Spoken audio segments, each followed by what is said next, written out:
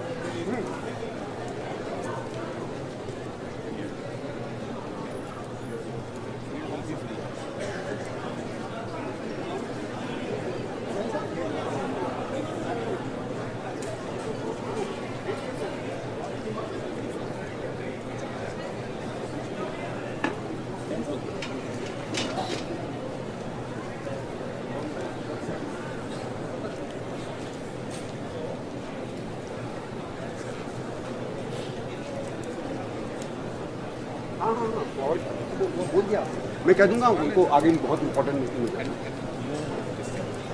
एक बार आप भी फिर से अनुरोध है, प्लीज नारे मत लगाइएगा। मैं राहुल जी की टीम से भी बात की है, वो भी सहमत हैं। आपसे बहुत विनम्रता से निवेदन है कि आप प्लीज नारे मत लगाइएगा, बहुत विनम्रता से निवेदन है।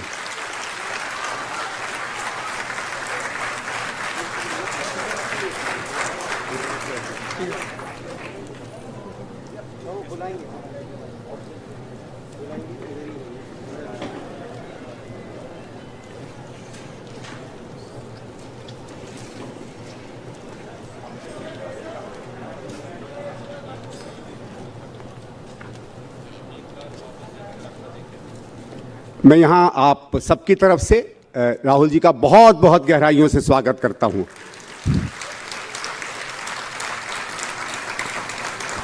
आप दिखाइए तो कि स्वागत कर रहे हो।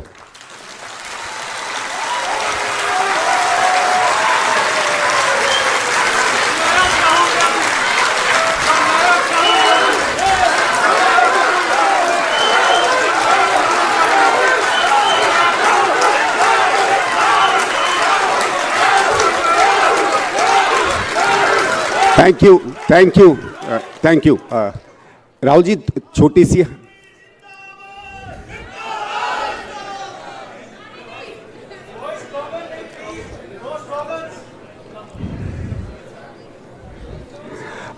राहुल जी, मैं थोड़ा सा चाहूँगा, हमारी कुछ प्रथाएं हमने रचनात्मक कांग्रेस में रखी हैं। एक छोटा सा गिफ्ट हमने आपके लिए बनाया है। एक हाथ में हम लोगों ने मित्रता का एक बैंड दिया है, वो आपको पहचाना चाहेंगे। और ये वो लोग हैं जिनकी मेहनत से आज का पूरा कार्यक्रम हुआ है। कुछ को आप बाहर मिले, कुछ यहाँ घूम रहे हैं और कुछ स्टेज पर आके आपका स्वागत करेंगे। आइए प्लीज, आइए निशान जी।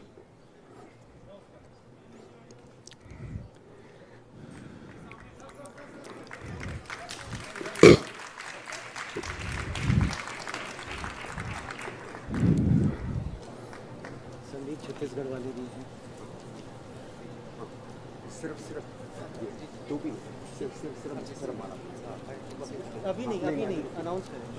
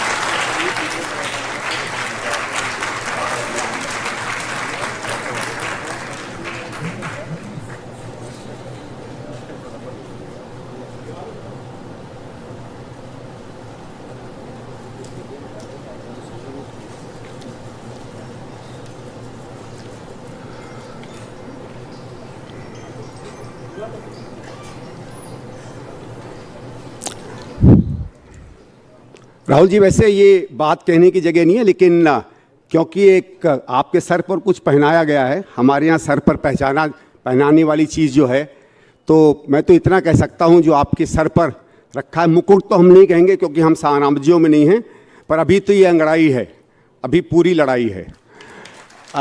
मैं राहुल जी 2 मिनट आपसे सिर्फ समीक्षा देना चाहता हूँ। रचनात्मक कांग्रेस बनने के बाद हम लोगों ने शुरू में उत्तर भारत के कुछ राज्यों में प्रयास किया, और जो आपके सामने लोग दिख रहे हैं, ये स्वतः मानिए तो इसमें 95-98% वो लोग हैं जिनकी पहचान न कांग्रेस की सदस्यता है, इनकी मुख्य पहचान है कि संविधान के मूल्य, आज़ादी के आंदोलन के मूल्य, और जिस मूल्यों के लिए कांग्रेस इस भारत के निर्माण के लिए अपने आप को एक राजनीतिक पार्टी सार्थक समझती है, ये उसके ज़मीन के योद्धा हैं। ये हर व्यक्ति उन राज्यों से आया है, कोई किसी क्षेत्र में काम करता है, कोई कहीं संघर्ष करता है, किसी ने जीवन लड़ाई में दे दिया है, किसी ने निर्माण में दे दिया है, किसी ने पानी के संरक्षण में, किसी के पर्यावरण के लिए, किसी ने अत्याचार के खिलाफ। ये वो बल है जो जब जब सरकारें डगमगाती हैं, जब जब नीतियां बिखर के गलत रास्तों पे पड़ती हैं, तो भले राजनीति उसको दिशा ना दे पाए, ये वो लोग हैं जो समाज की और अपने यथार्थ से, अपने परमार्थ से फिर से समाज को और देश को एक सही दिशा देते हैं। मैं आपको केवल एक उदाहरण देकर फिर आपसे औपचारिक रूप से कहूँगा कि हमारी वेबसाइट का आप इनॉग्रेशन करें। हमने अपनी तरफ से करीबन 400-450 लोगों को बुलाया था, और हमको लगा था शुरुआत है। सामान्यतः वो लोग जो अपने आप को स्वायत्त मानते हैं, राजनीतिक पार्टियों से खुद को नहीं जोड़ते हैं, शायद उस बल से, उस मन से हमारे बीच में नहीं आएंगे, लेकिन हमारी पूरी की पूरी उम्मीदों को कल सही में सत्यता पता चली, हमारी विचारधारा के आकर्षण की, और अगर कोई बुरा ना माने तो कहूँ कि राहुल जी के आकर्षण की। और वो ये थी कि 400 लोगों को बुलाया और हम पे भार 850 लोगों का कल ही पड़ गया, आज शायद उससे ज़्यादा है। और मुझे तो तब पता चला जब होटल के बिल आए कि कितने आप लोगों ने लोगों की बुकिंग की है, कितने लोग पहुँचे। तो ये एक सच्ची में उस विचारधारा की शक्ति है, और शायद जिस तरीके से हमने कोशिश की आपको संजोने की।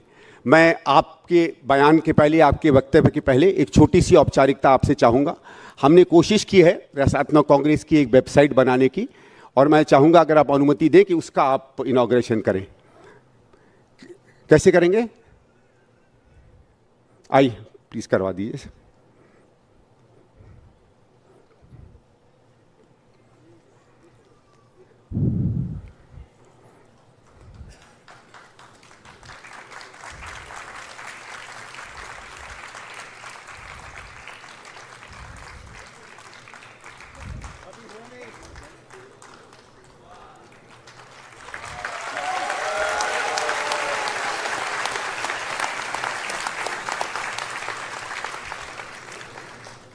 मैं फिर से जो प्रतिनिधि आए बताऊंगा। हमारे 4 बहुत ही बलशाली मित्र इस समय मंच पर राहुल जी के इर्द गिर्द बैठे हैं, और इनको वहाँ इर्द गिर्द बैठाने के पीछे 2 ही हमारे ध्येय हैं। एक ये है कि अपने अपने परिचय से, अपनी अपनी पहचान से, अपने अपने संघर्षों से, उम्र कुछ भी हो, इन लोगों ने उन समाजों, उन मुद्दों के साथ अपने को जोड़ के रखा है जो मुद्दे समाज हमारे लिए अहमियत रखते हैं। इसलिए आप लोग एक चीज मानिएगा, जो ऊपर हमारे मित्र ने कहा कि एक एक के पीछे 1-1 हजार है, इन 4 के पीछे पूरे 140 करोड़ हैं। अब मैं राहुल जी से आग्रह करूंगा कि आए, हम लोगों को दिशा भी दें और अपना वक्तव्य हमारे साथ साझा करें।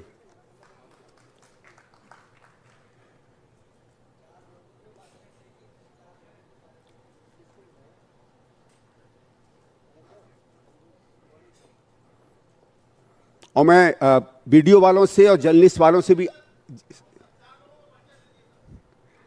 राहुल जी अगर आप परमिशन दें तो 1-1 मिनट आप स्वयं ही आए, फिर खुद आए। आइए आइए आइए आइए, बिल्कुल इंडिपेंडेंट होकर 1-1 मिनट अपने बारे में बताएं प्लीज।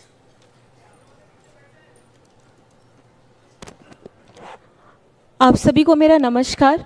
मेरा नाम मोनिका इजारदार है। 2018 बैच की मैं प्राइम मिनिस्टर अवार्डी, छत्तीसगढ़ में पहली महिला प्राइम मिनिस्टर अवार्डी रही। साथ ही साथ आज मैं जिस उद्देश्य को लेकर के आई हूँ, जैसे रचनात्मक कांग्रेस में जो मेरा उद्देश्य है यहाँ आने का, सिर्फ और सिर्फ एक ऐसा विषय जिसे सम्मान दिलाना। आप सभी ने बात की, यहाँ पे कई सारे लोग कई सारे कम्युनिटी से हैं यहाँ पे, और कई सारे अनेक जाति धर्म के लोग भी आए हुए हैं यहाँ पे। लेकिन सर, आपका ध्यान आकर्षित करते हुए मैं कहना चाहूँगी कि हम सबका एक ही धर्म है, वो है मासिक धर्म, और हम सब उसी की उत्पत्ति हैं। मैं इसी विषय को पूरे देश में सम्मान दिलाने के लिए आई हूँ। मैं 14 वर्षों से इस विषय पर काम कर रही हूँ, और इस विषय पे जब मैं इस विषय पे काम करती हूँ तो बहुत ही हीन भावना से इसे देखा जाता है। जब मैं किसी इस विषय को लेकर के जाती हूँ कि माहवारी स्वच्छता, तब लोग बहुत हीन भावना से देखते हैं कि ये भी कोई विषय है। मैं इसी विषय को सम्मान दिलाने के लिए यहाँ पर आई हुई हूँ। 14 वर्षों का संघर्ष स्वच्छता को लेकर के, सैनिटेशन को लेकर के, सिर्फ और सिर्फ महिलाओं के लिए। जब महिलाएं स्वस्थ नहीं रहेंगी तो सशक्त नहीं रह पाएंगी। मैं 42,000 ऐसी बच्चियों के साथ काम कर रही हूँ जिन्होंने अपने पीरियड को बहुत करीब से देख लिया और सबसे पहले देख लिया।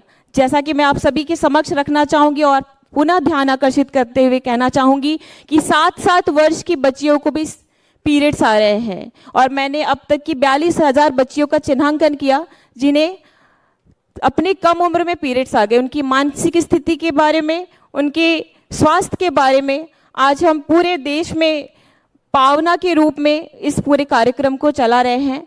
और मैं सर से निवेदन करना चाहूँगी कि इस पूरे विषय को जब हम ऑफिस में भी, जैसे मैं एज अ नोडल के रूप में मैं कार्य कर रही थी रायगढ़ डिस्ट्रिक्ट छत्तीसगढ़ में, तब मैं जब सैनिटरी पैड्स अपने बैग में लेकर जाती थी तो पुरुष वर्ग या हमारे ऑफिसर्स भी जब उसको देखते थे तो कहते थे, मैडम ये क्या उठा के लेके आए हैं। और आज जब स्थिति ऐसी है, 14 वर्षों के बाद ये स्थिति बदली है, और वो देखने के बाद कहते हैं कि हमारी भी घर पे महिलाएं हैं, आप लेके आइए। तो ये परिवर्तन आया है सर। मैं चाहती हूँ कि रचनात्मक कांग्रेस में आगे इस विषय को सम्मान दिया जाए और इस विषय को आगे भी लेकर के जाया जाए। Thank you very much sir.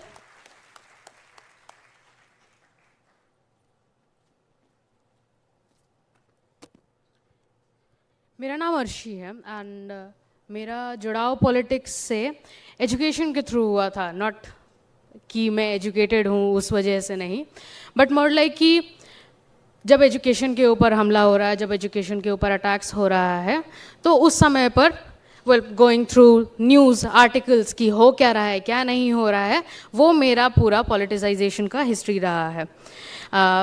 Here मेरा 2 टॉपिक्स है basically, education and LGBTQIA community. I belong to LGBTQIA community. I am a non-binary person. Transgender के बारे में हमने सुना ही है, उसी अम्ब्रेला टर्म के अंदर आता है। ट्रांस मैन है, ट्रांस विमेन है, there are others as well, जिसके बारे में हम आधे से ज़्यादा समय भूल जाते हैं। एनीवेज, तो ऑन एजुकेशन, करंट जो नेशनल एजुकेशन पॉलिसी है, यहाँ पर पे जो अब इसका जो इफ़ेक्ट है उसका इफ़ेक्ट ये है कि हमारा जो देश है वो, इसमें गरीबों की संख्या बहुत ज़्यादा है। इसमें उन लोगों की संख्या बहुत ज़्यादा है जो लोग चीज़ें अफोर्ड नहीं कर सकते हैं, जो लोग अच्छी एजुकेशन नहीं अफोर्ड कर सकते हैं। अब नेशनल एजुकेशन पॉलिसी के तहत उनके लिए ये और मुश्किल होता जा रहा है। उनको अभी स्किल एजुकेशन मिलने वाली है और वो एक वर्कफोर्स तैयार होगा जो बहुत स्पेसिफिक चीज़ों के लिए काम करेगा। तो उनके लिए दिक्कत होगा कि वो लोग आगे क्या करेंगे, आगे वो अपनी नौकरियों में भी आगे बढ़ पाएंगे ही नहीं कि नहीं।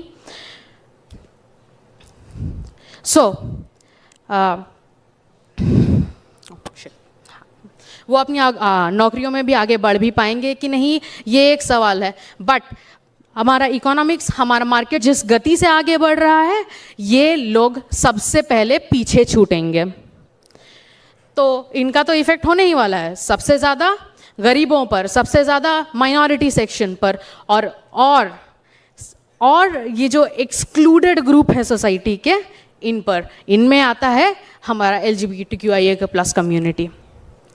हम जब नौकरी लेने जाएंगे तो हमें नौकरी में जो भी रीजंस दे करके हमें कंसिडर नहीं किया जाएगा, नौकरी मिल भी जाएगा तो शायद निकाला जाएगा, और अगर नौकरी में हैं तो वहाँ हरासमेंट है, वहाँ अलग अलग तरीके की दिक्कतें हैं। और रही बात, ये तो ये हो गया अगर नौकरी मिल भी गई तो। और अगर हम जब एजुकेशन के सेक्टर में हैं तो अगर आप डेटा उठाएंगे तो इस बारी का CUET का जो उन्होंने डेटा दिया है कि कितने लोगों ने क्या एग्ज़ाम दिया है क्या नहीं दिया है, उसमें से एक आप पॉइंट देखेंगे ट्रांसजेंडर, सिंगल डिजिट में मिलेगा वो आपको। एंड मुझे तो यही लगता है कि वो अभी नए ट्रांसजेंडर बिल का ही इफ़ेक्ट है, क्योंकि अगर आपको अपने आप, अगर जो चाहते हैं कि वो पहचाने जाएं अपने जेंडर के तौर पर, जो उन्हें लगता, जो वो हैं, बस उतनी सी पहचान, उसको पाने के लिए जिस तरीके का ह्यूमिलिएशन, जिस तरीके का फ्रैंकली स्पीकिंग, जिस तरीके का एक ग्रुप ऑफ लोगों के सामने खड़ा होकर नग्न होकर के आपको बताना होगा कि आप क्या हैं क्या नहीं है, ये महिलाओं से नहीं पूछा जाता है, ये मर्दों से नहीं पूछा जाता है। अगर आप कह दे कि आप महिला हैं आपसे कोई नहीं पूछेगा, अगर आप कह दे मर्द हैं तो आपसे कोई नहीं पूछेगा। तो ये हमारी हर दिन की रियलिटी है, ये हम वो हर दिन फेस करते हैं, हर समय फेस करते हैं। कुछ कहीं खरीदने जाओ, कुछ कहीं बाहर भी निकलो तो लोग आपको गलत नज़र से देखते हैं कि ये कौन है ये लोग। और अगर ट्रांसजेंडर कहने पर आप में से किसी के ऊपर भी, किसी के भी दिमाग में अरे ये क्या है, ये सवाल अगर आए तो समझ लीजिए कि आप भी उस ग्रुप का हिस्सा हैं। ना इस चीज़ पे जजमेंट नहीं है, लोग कई बार ये सवाल को एक्सेप्ट करते हुए खुद को इम्प्रूव भी करते हैं कि हम अपने साथ के इंसानों को अपने साथ के इंसान की तरह ही मानेंगे। पर there is a larger community जिनको कोई दिक्कत नहीं है ये कहने में कि अरे इनको मार देना चाहिए, अरे इनको होना ही नहीं चाहिए, अरे ये अननेचुरल है। और ख़ासकर उन लोगों के लिए जो साइंस का बेसिस लेकर के बोलते हैं कि अरे ये अननेचुरल है, फॉर देम अगर आप रीसेंट स्टडीज़ को देखें तो आप उनमें यही है कि आप नहीं पहचान पाओगे यार कि आप मर्द हो औरत हो, यही नहीं पहचान कर पाओगे। आप बाकियों का क्या कह सकते हो? आप ब्लड टेस्टिंग करवा लो, कुछ नहीं पता चलेगा। आप DNA टेस्टिंग करवा लो, very difficult. But there are neurological studies, but there are other studies जो ये प्रूव करता है दैट देर इज़ मोर।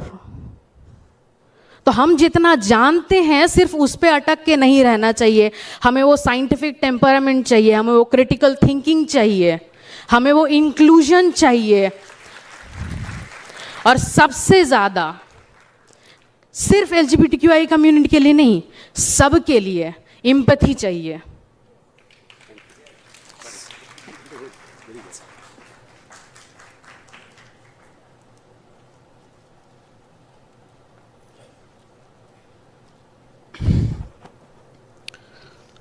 मैं गजानन ब्राह्मणे मध्य प्रदेश से आया हूँ, और जिस इलाके में हम लोग काम करते हैं वो पूरा इलाका जो है आदिवासी इलाका है।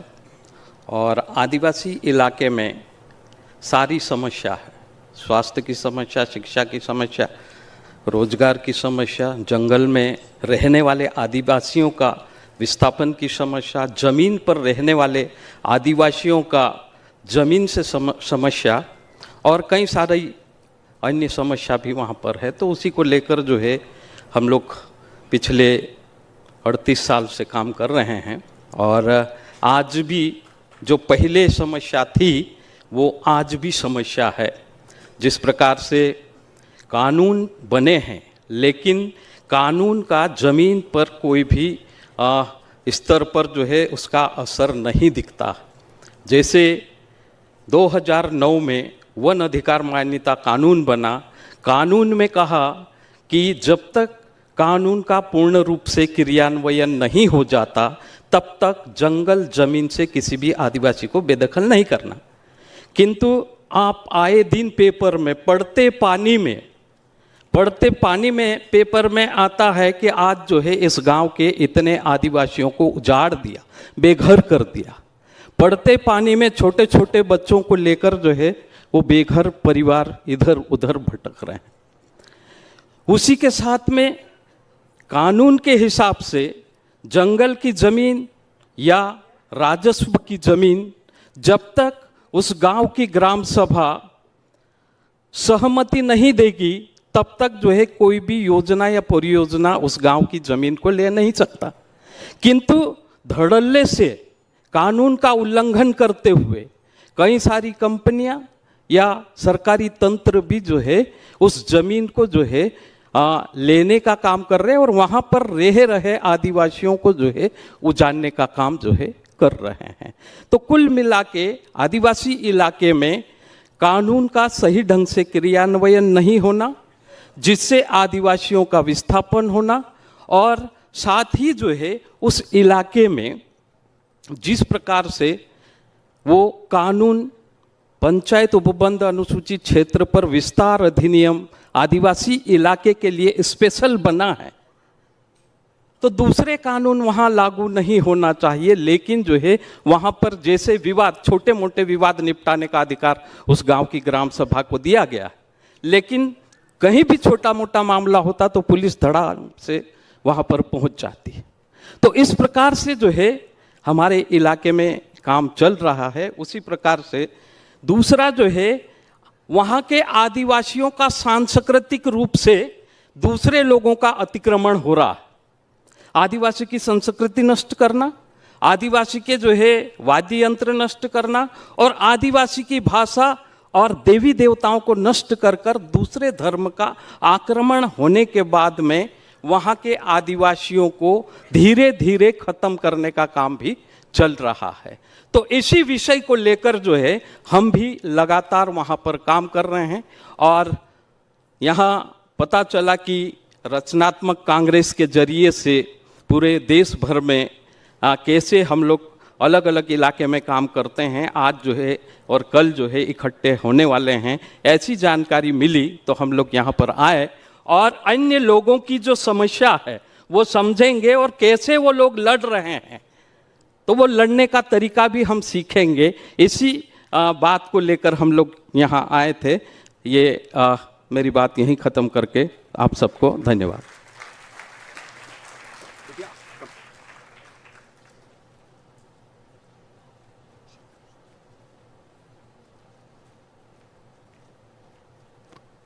नमस्ते, मेरा नाम दिव्या अहरवार है और मैं बिजावर से नगर परिषद पार्षद हूँ। मैं बुंदेलखंड से हूँ।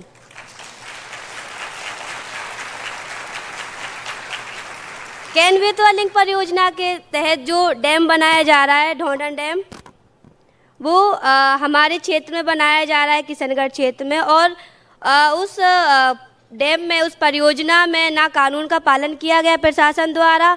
आदिवासियों के मकान बिना नोटिस दिए, बिना मुआवजा दिए तोड़ दिए गए। जब जब आदिवासी अपने हक अधिकार की बात करते हैं उनके ऊपर लाठीचार्ज किया जाता है, उनके ऊपर फर्जी केस लगा दिए जाते हैं। जो भी आंदोलनकारी होते हैं उनकी आवाज़ को दबाने के लिए प्रशासन द्वारा कई तरह से प्रताड़ित किया जा रहा है और हम लगातार लड़ रहे हैं, संघर्ष कर रहे हैं। जो आपने जो चिता आंदोलन देखा होगा वो हमारे ही क्षेत्र में हुआ था, बुंदेलखंड में। और ये सिर्फ हमारे जल जंगल जमीन की लड़ाई नहीं है, ये हमारे हक अधिकार की लड़ाई है। इस कैन बेतवा लिंक परियोजना के तहत एक बड़ा पर्यावरण विनाश हो रहा है, जिसमें 46 लाख पेड़ काटे जा रहे हैं। कैन नदी पूरी तरह से बर्बाद हो जाएगी और पन्ना रिजर्व टाइगर उसका 3% जो भाग है वो प्रभावित हो रहा है। तो एक तरह से पन्ना रिजर्व टाइगर पूरी तरह से बर्बाद हो जाएगा। तो एक बड़ा विनाश हो रहा है। हम विकास के विरोधी नहीं हैं, हम सिर्फ विनाश और बिना मुआवजा दिए, बिना कानूनी कार्रवाई किए लोगों के घर तोड़ना अन्याय, इस अन्याय के खिलाफ है हम। तो मैं बस इतना ही कहना चाहूँगी। बहुत बहुत धन्यवाद। और राहुल सर से कल हमारी मुलाकात हुई है और राहुल सर बहुत अच्छा लगा हमें कि उन्होंने जो हमारे साथ हमारे प्रभावित आए थे 5 परियोजनाओं से, कैनवेतवा लिंक परियोजना, रुंज परियोजना, मझगांव परियोजना, नेंगवा सिंचाई लघु परियोजना और एनटीपीसी, सभी परियोजनाओं के प्रभावितों को राहुल सर ने बहुत अच्छे से सुना और बहुत अच्छी तरीके से उनको उनको बहुत अच्छा लगा जब वो लोग यहाँ से गए, बहुत खुश होकर गए। और उनको उम्मीद है कि राहुल सर वहाँ पर आएंगे, उन सब के इस मुद्दे को संसद में भी उठाएंगे। धन्यवाद। Thank you. राहुल जी, मैं अब आपसे आग्रह करूंगा कि आए हम सबको संबोधित करें। आप हैंड माइक चाहेंगे?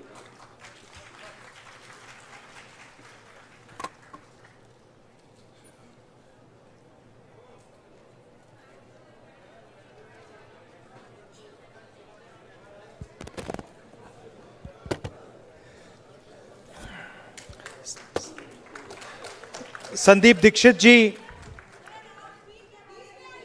अभी आ रहा हूं, अभी वहीं जाऊंगा।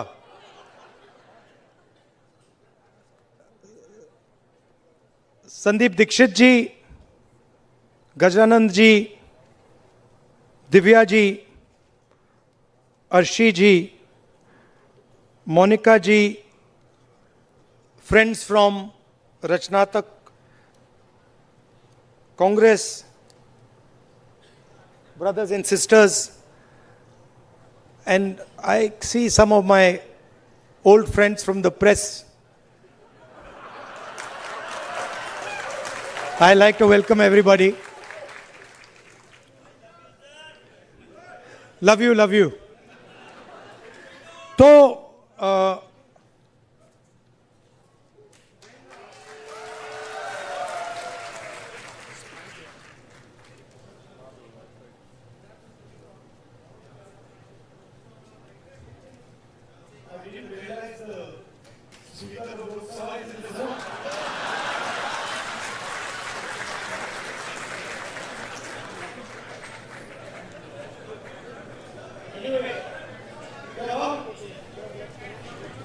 ये जो लड़ाई होती है ये अलग अलग लेवल पे होती है।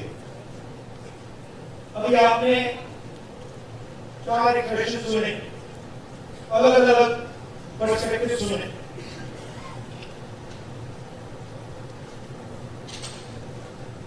मेरा काम जो सेंट्रल फाइट है, जो जड़ है, वहां पे फाइट करना मेरा काम।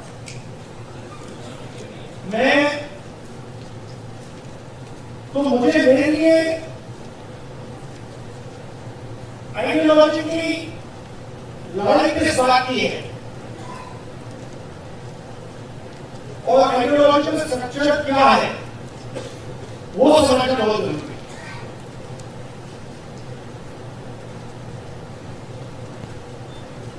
तो लड़ाई किस चीज के बीच में होगी आपके मुताबिक? अगर आप बिल्कुल फाउंडेशन में ले जाए, मतलब खोदते जाए और बिल्कुल नीचे तक चले जाए, लड़ाई किस चीज की?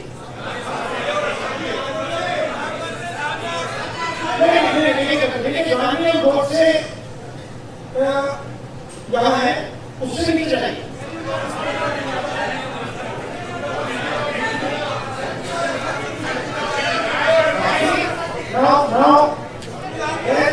इसमें आपको हजारों आंसर मिलेंगे।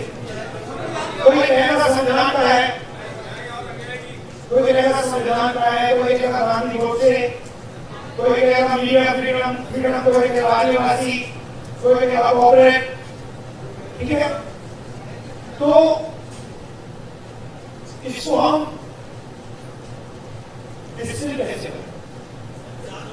क्योंकि जो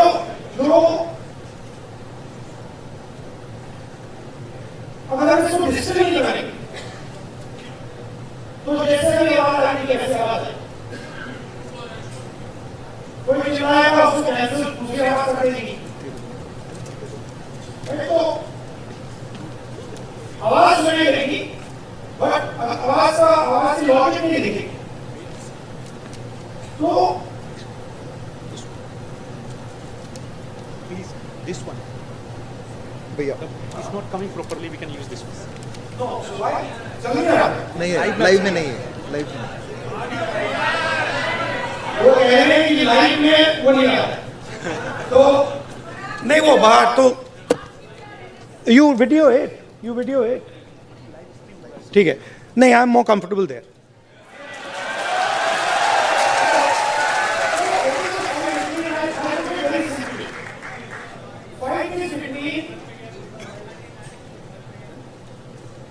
Order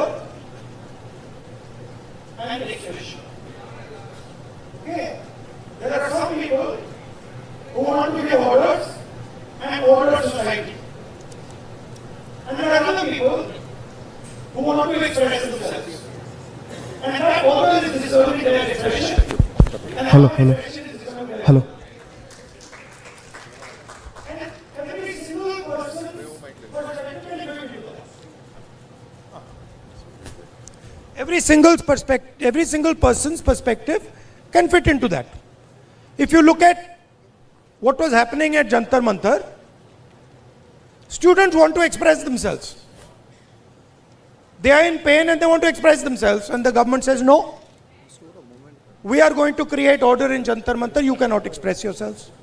Today, a lady came to me whose daughter has been raped and killed in Uttarakhand 4 years ago. She's crying, she's trying to express herself, and the system says, sorry, we're not going to allow you to express yourself because it will create disorder if you express yourself. So, their job and their political philosophy is to impose an order on India, and an order that benefits them and certain other people. And our job is to make India express itself and break that order. It's not complicated. I'll show you. Sandeep, can you give me an order?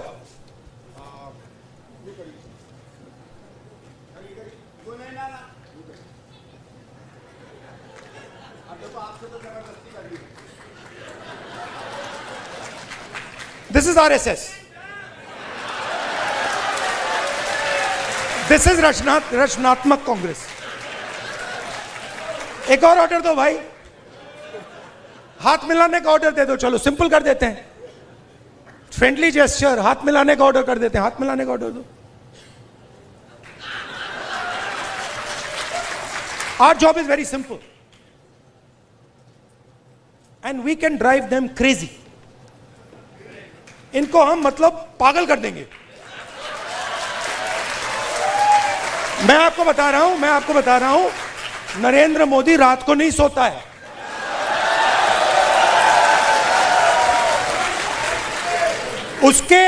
उसके अलग अलग कारण है। उसका एक obvious कारण है और उसके बहुत सारे हिडन कारण भी हैं। आपने देखा अमित शाह, सो कॉल्ड, क्या कहते थे उसको पहले, चाणक्य, और क्या कहते थे, Sardar Patel, तड़ीपार। Where has he disappeared? वो भाग गया। वो 20 दिन के लिए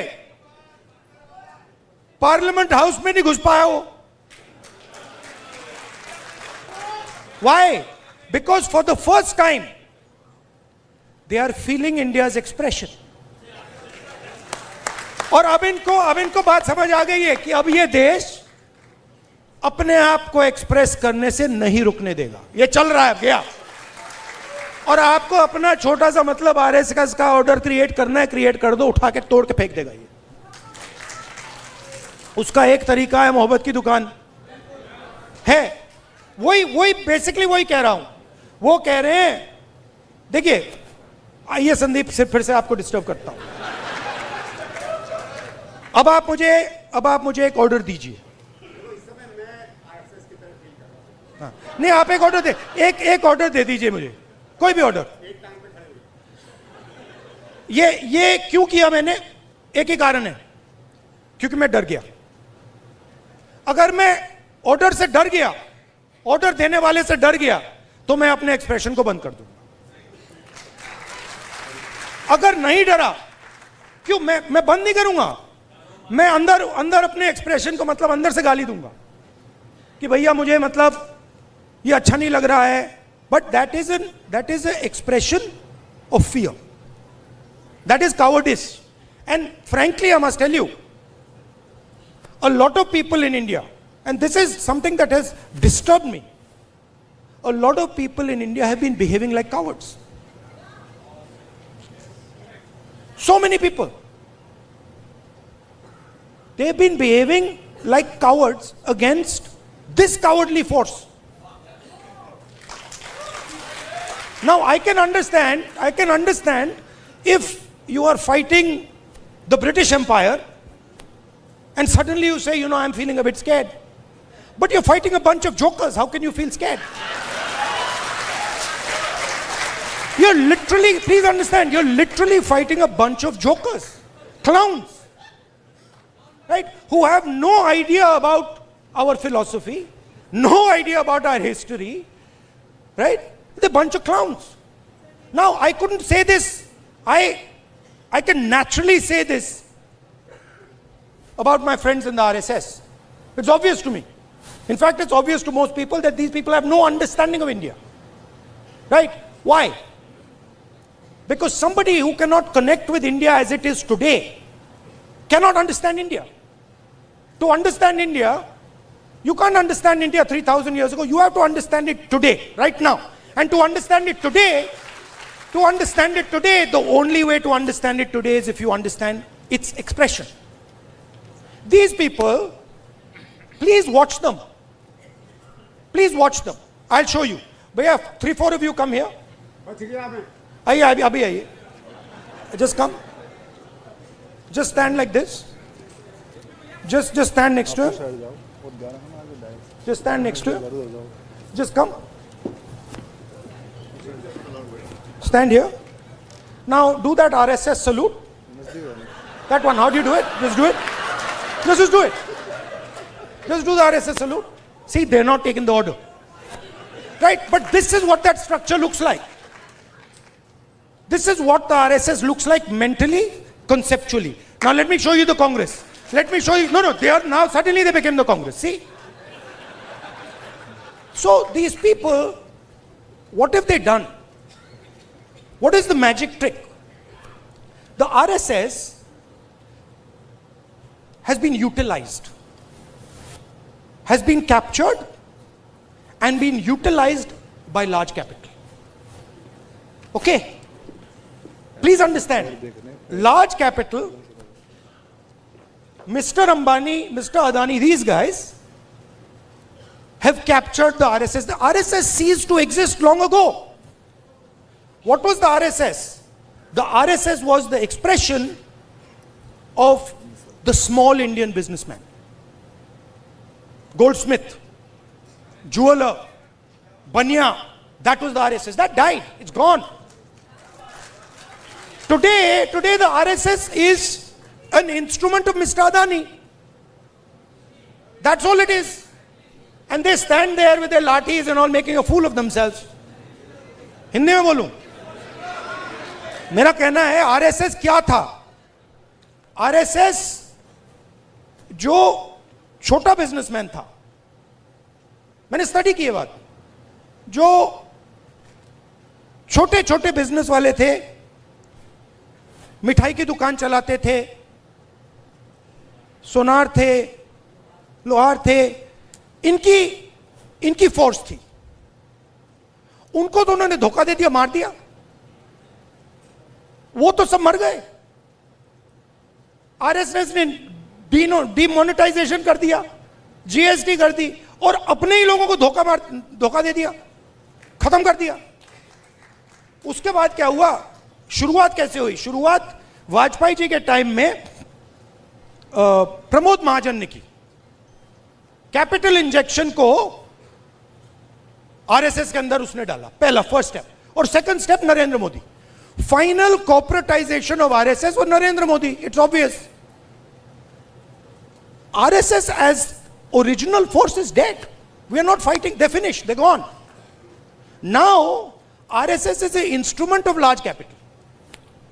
They are servants of Mr. Adani, just like Mr. Modi is servant of Mr. Adani. Now, what is our problem?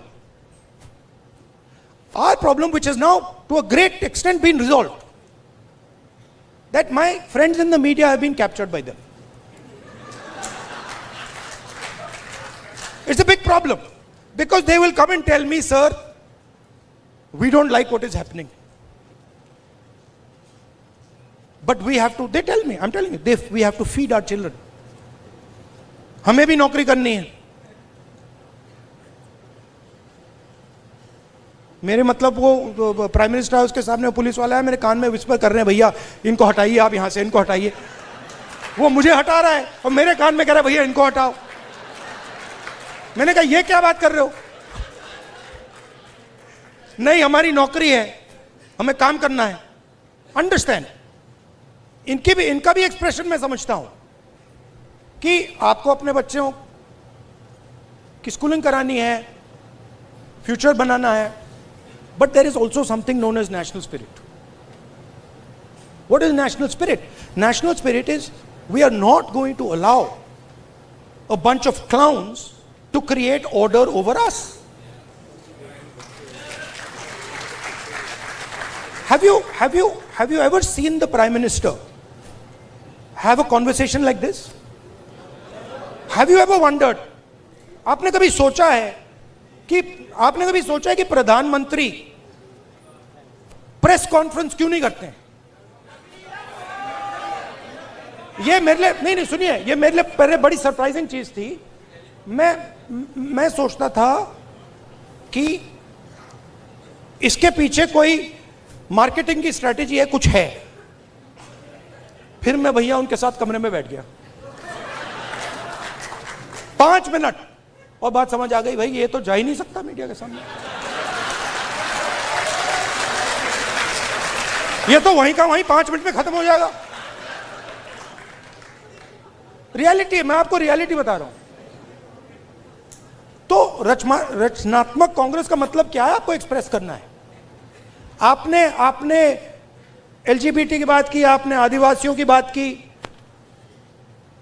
Expression को दबाना नहीं है, कोई भी हो. और मैं आपको बात को और भी आगे ले जाता हूं. जिस दिन आरएसएस के एक्सप्रेशन को देश से खत्म करने की बात शुरू हुई, उस दिन मैं उनकी रक्षा करूंगा, क्योंकि उनका भी एक्सप्रेशन है. हमारा ये नहीं है, हम कह रहे हैं कि भैया सब लोगों का एक्सप्रेशन होना चाहिए. जो आपके दिल में, आप खुल के बोलो, डरने की कोई जरूरत नहीं है. आप किसी और को नहीं दबा सकते.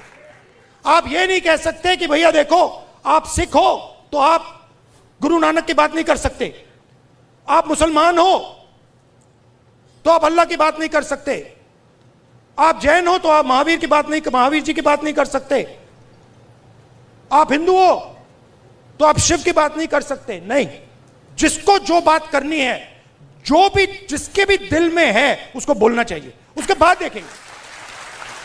देखेंगे. बात अच्छी नहीं लगी तो फिर कहेंगे उससे कि भैया देखो ये आपने जो बोला है ना, ये इसने मूड खराब कर दिया, इसको आप दूसरे तरीके से, पहले बोलेंगे इसको आप दूसरे तरीके से बोलिए, प्यार से बोलिए. तो जब देश में एक्सप्रेशन बाहर निकलेगा तो देश की ऊर्जा, देश की जो स्ट्रेंथ है, वो पूरी दुनिया को दिखाई देगी. ये क्या कर रहे हैं? ये देश पर एक्सप्रेशन को मार रहे हैं. और आप बिलीव नहीं कर सकते इनके साथ हुआ क्या. मतलब आप इमेजिन नहीं कर सकते हुआ क्या इनके साथ. ये गए, आई एक्सप्लेन. ये गए, संदीप आना जरा. ये इनका पता नहीं कहां से इनके दिमाग में घुस गया. अब अजीब चीजें घुस जाती हैं, बट इनके माइंड में घुस गया कि foreign policy is this.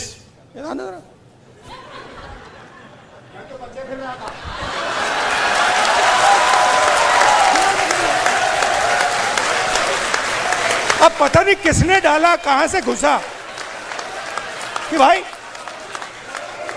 Foreign policy का मतलब imagine the ignorance foreign policy. एक चीज पूछ सकता हूं? हाँ, मिलनी समझ के तो नहीं पकड़ा था? I have not reached there yet. But पता नहीं कहां से घुस गया कि फॉरेन पॉलिसी का मतलब नेताओं से गले लगना। मैं छोटा था, मैं आपको पता नहीं अंदर की बात है, बोलनी चाहिए नहीं बोलनी चाहिए, मां गुस्सा हो जाएंगी शायद, बट ठीक है मैं बोल देता हूं, फिर आप संभालना उनको। तो मैं छोटा था, हम अमेरिका गए, एक्सप्रेशन की बात हो रही है तो कह देता हूं, हम अमेरिका गए। मैं आपको ये बात इसलिए बता रहा हूं कि लीडर क्या होता है, मैं ये समझाने की कोशिश कर रहा हूं। तो हम अमेरिका गए, मैं 12 साल का था, प्रियंका, मैं, मेरी मां, दादी प्राइम मिनिस्टर थी। गले मिलने की बात हो रही है ना। तो स्टेट डिनर था, ऑफिशियल डिनर था। तो दादी और मां ऑफिशियल डिनर पे गए, हम बच्चे थे तो हमें मतलब छोड़ दिया घर, हम खेल रहे थे। 2-3 घंटे बाद दादी वापस आई और दादी कहती हैं कि सोनिया, इन अमेरिकनों ने ना मुझे बिल्कुल बेवकूफ समझ रखा है। तो मां कहती है, मां दादी को मम्मी कहती थी, तो मां कहती है मम्मी वाई? और मेरी दादी कहती है तुमने नोटिस नहीं किया कि जिस रंग की मेरी साड़ी थी उसी रंग का ड्रेस नैन्सी रेगन पहनी थी। मतलब आप अपने दोस्त के घर नहीं जा रहे हो, इस काम में हिंदुस्तान का प्राइम मिनिस्टर दोस्ती नहीं करता है, उसको दोस्ती से कोई इंटरेस्ट नहीं है, उसको अपने देश की रक्षा करने का काम करता है। अब इनके दिमाग में पता नहीं कहां से घुस गया कि ये मेरे दोस्त हैं। वो गले लगने लग गए, थोड़ी देर बाद हो जाता है कि भैया ये मेरा दोस्त है, गले लग लिए 3 बार, दोस्त होगा। वो पीछे पकड़ लिया उन्होंने, हाँ, वो 2 मिनट में, देखो ये सोच रहे कि मेरे बड़े फ्रेंड हैं, है ना, ये सोचे मेरे बड़े फ्रेंड हैं, ये मैं अपने आप को इनका फ्रेंड नहीं मानता हूं, तो ये आ रहे गले मिलने, मैं आ रहा हूं गला पकड़ने। और मैं आपको बता रहा हूं, नरेंद्र मोदी को 2 मिनट में लपेट लिया। अब इमेजिन हुआ क्या, इमेजिन हुआ क्या, एक साइड ईरान में युद्ध होता है,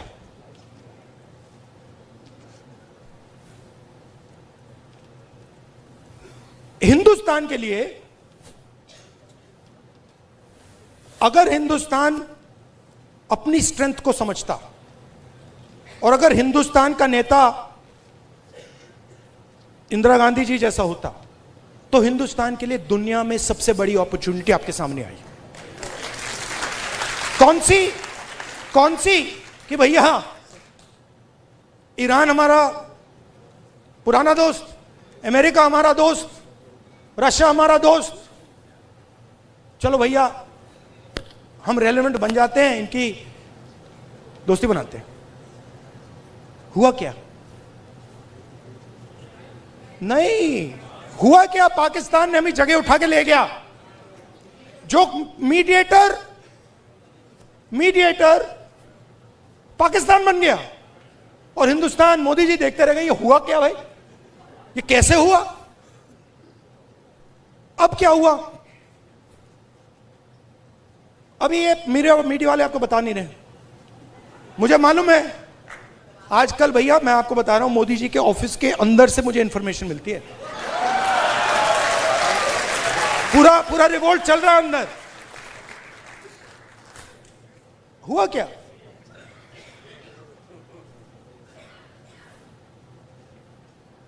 हमारी पेट्रोलिंग एरिया में चाइना ने अरुणाचल में हमें पेट्रोलिंग करने से मना कर दिया कि भैया हाँ ठीक है, वो सब बात ठीक है, ये आपकी जमीन है, मगर आप यहां पेट्रोलिंग नहीं कर सकते। राजनाथ सिंह जी, अमित शाह जी और नरेंद्र मोदी जी की हवा निकल गई है। वो क्या कर रहे हैं? ऑपरेशन अभी चल रहा है। सारे मीडिया के एडिटर्स को कॉल कर रहे हैं कि भैया ये बात आप अपने अखबारों में मत डालो, छुपाओ।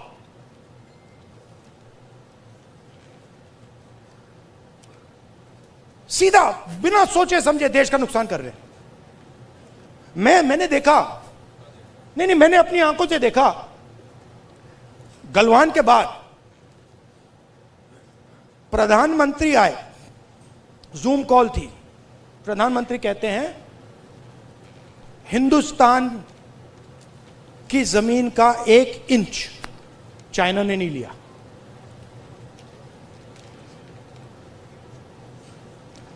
उसके बाद आर्मी कहती है कि भैया हिंदुस्तान की जमीन तो ले गए। आप सोचिए, चाइना को मैसेज किया गया। चाइना के नेगोशिएटर्स ने हमारे नेगोशिएटर से कहा कि आप क्या बकवास कर रहे हो, आपके प्रधानमंत्री ने बोला हमारी आपकी जमीन नहीं गई। फैक्ट बोल रहा हूं आपको। आर्मी कह रही है कि भैया हमारी जमीन गई, चाइना का नेगोशिएटर कह क्या बकवास कर रहे हो, तुम्हारा तो प्रधानमंत्री कह रहा है नहीं गई है, जाके उनसे बात करो। तो इन्होंने इंटरनली देश को खत्म कर दिया है, फॉरेन पॉलिसी उड़ा दी है, और सारा का सारा काम अपना जो पॉलिटिकल स्ट्रक्चर है उसको फाइनेंस करने के लिए, अदानी जी का पैसा लेने के लिए ये उन्होंने किया है। अब ठीक है, पहले क्या था, मूड खराब था, आप लोगों में भी मूड खराब था। मेरे पास लोग आते थे, भैया ये कब होगा, कब खत्म होगा, कब खत्म होगा, इसमें तो 10 साल लग जाएंगे। अब तो नहीं बिलीव करते ना, है ना? अब तो हो गया ना? हाँ। क्योंकि अब कांग्रेस पार्टी, ऑपोजिशन, सबका एक्सप्रेशन चालू है, अब नहीं रुकने वाला। वो क्या, हाँ, thank you, tata, goodbye. और मैं आपको बता रहा हूं, आप लिख लो, जिस दिन तक नरेंद्र मोदी अपना इस्तीफा नहीं देंगे, अमित शाह नहीं हटेगा, उस दिन तक नरेंद्र मोदी और अमित शाह नहीं सो पाएंगे। उनको हम जगा के रखेंगे, पूरी रात जगा के रखेंगे, जब तक वो कोलैप्स करके कहें कि भैया ये हमारी बस की नहीं है, माफ करो, छोड़ दो हमें।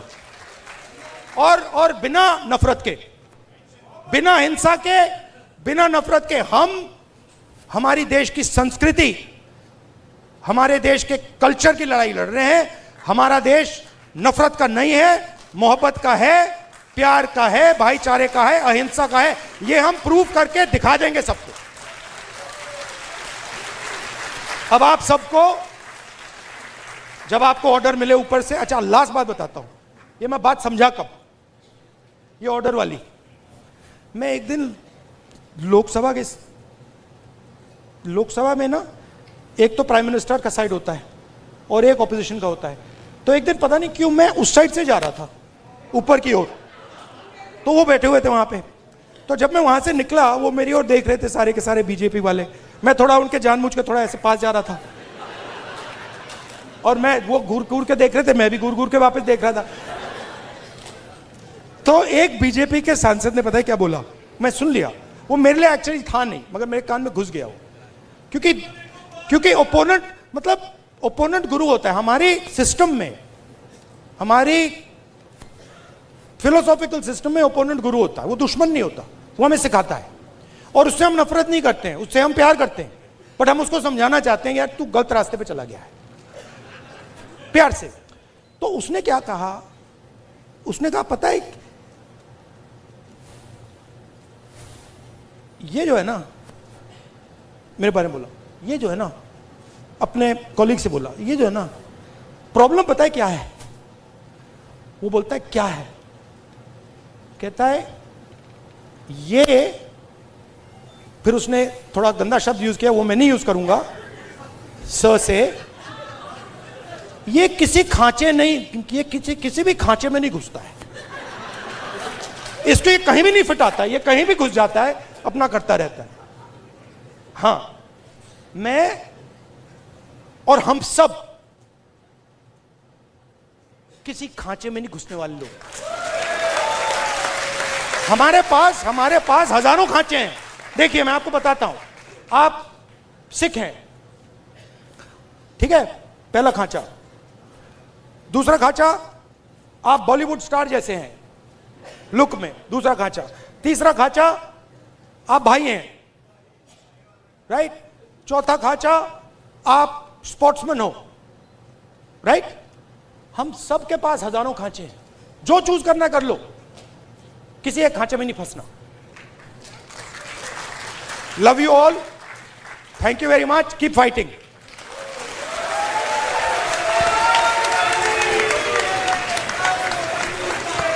एक मिनट प्लीज, बैठे रहिए, एक सेकेंड प्लीज, बैठे रहिए, please.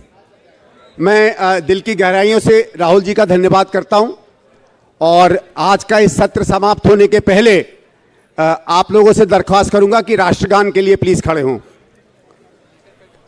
Rahul ji, Ashish, national anthem please.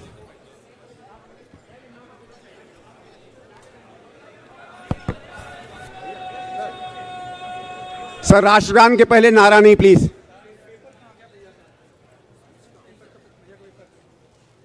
जनगण मन अधिनायक जय हे भारत भाग्य विधाता, पंजाब सिंध गुजरात मराठा द्राविड उत्कल बंगा, विंध्य हिमाचल यमुना गंगा उच्चल जलधि तरंगा, तव शुभ नामे जागे, तव शुभ आशीष मांगे, गाहे तव जय गाथा, जनगण मंगलदायक जय हे भारत भाग्य विधाता, जय हे जय हे जय हे, जय जय जय जय हे।